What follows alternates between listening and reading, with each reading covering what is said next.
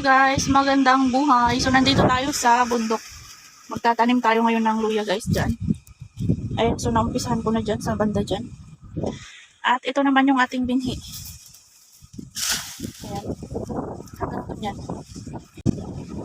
Ayan, so gusto ko lang sagutin guys yung nagtanong na nagtanong dun sa isa nating video. So ang sabi niya, hindi daw ba mabubulok yung luya kapag tinabunan, nakasako na tinabunan natin. So, nakita niya siguro guys nung nilagay ko dito yung binhi natin. So, ayan guys, hindi naman. Okay lang guys na nakasako siya na i-impact natin tapos tatabunan ng damo. So, papakita ko sa inyo guys yung itsura. So, bali ganito na siya guys, oh. Ayan. So, nabawasan ko na ito kanina. So, hindi naman siya mabubulok guys. Kasi, okay lang naman na na maulanan yan. Kahit na umulan man, pag nabasa yan, okay lang kasi tutubo siya dyan. Kaya lang, ngayon kasi, summer na kasi ngayon guys. Kaya, ngayon na rin yung buwan ng pagtatanim natin ng luya. Kasi, kapag naitanim na natin yan ng ng April, May, ganun. Pagdating na ng June, tag-ulan na yon, so madidiligan na yung ating tinanim na luya. At yung tinatanungan ng ating isang viewers, hindi daw ba masisira kapag nakasakong naka-impact yung ating binhi na luya. So ayan. Okay lang naman yan guys.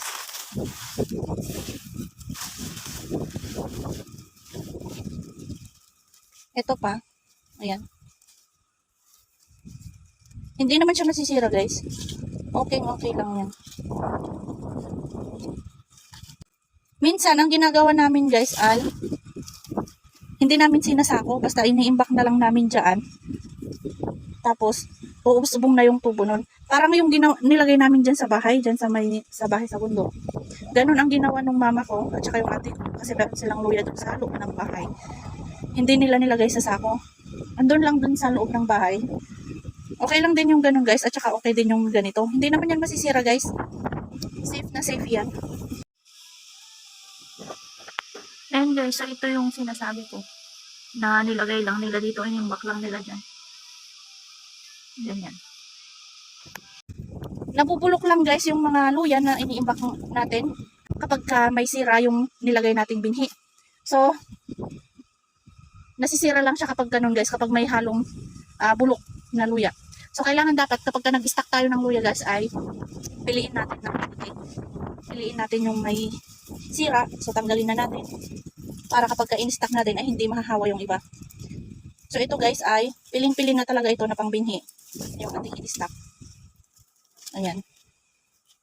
So, ngayon guys ay magtatanim tayo.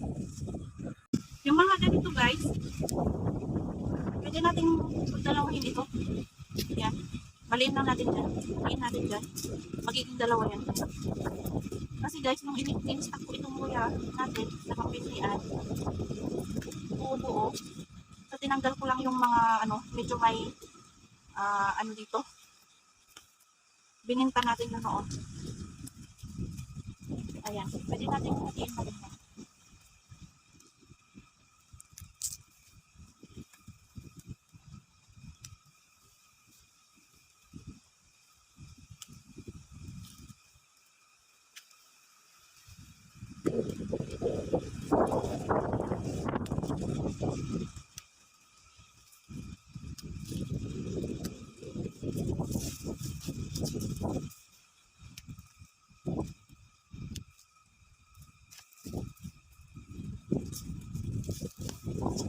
Mga ganyan, ayan. Pwede natin ganyan.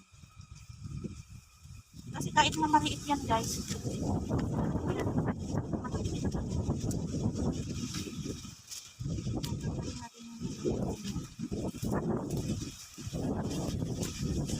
So, as you can see naman, itong inimpak natin binhi na nakasako ay hindi nasira. Ito pag-impact lang ayan na binhi. Tapos tatabunan mo lang.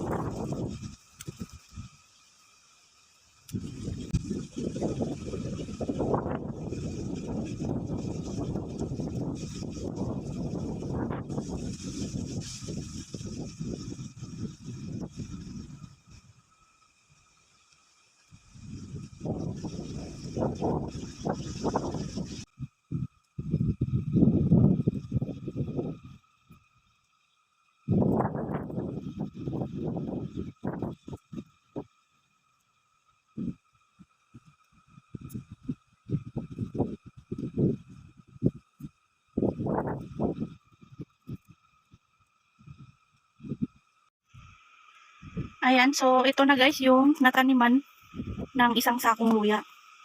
Ayan, hanggang dyan. Ito, natabunan ko na itong 4. So, bali, 10 flat yan na ganyan kahaba. Ayan. Yan yung tinakbo ng isang sakong luya. So, ngayon ay tatabunan natin yan. Ito, natabunan na ito.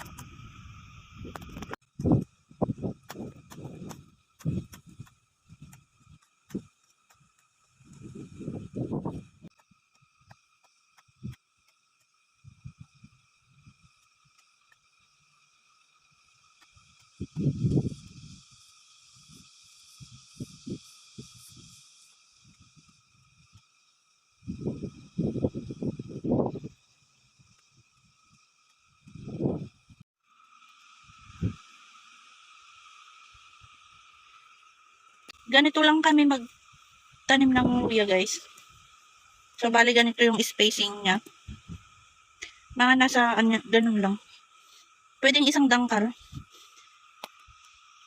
Ayan. Ililinya mo lang din dito sa flat na ginawa mo. Tapos, ito na yung natabunan. So, dito ka rin kukuha ng pang, lupa na itatabon mo. Pag ganyan. So, dapat nakalinya yan, guys. Para kapag tumubo yan, pag ganun din. So, ayan lang, guys. Thank you very much. So, yung banda dyan, guys, ay sa tito ko. So, tapos na rin siyang magtanim. So, ito pa lang natatamnan natin. Mali, isang sako pa lang yan. Ayan, maluwang pa yung tatamniman natin hanggang doon sa ngayon. So, thank you very much, guys. Sana may natutunan po kayo sa ating video.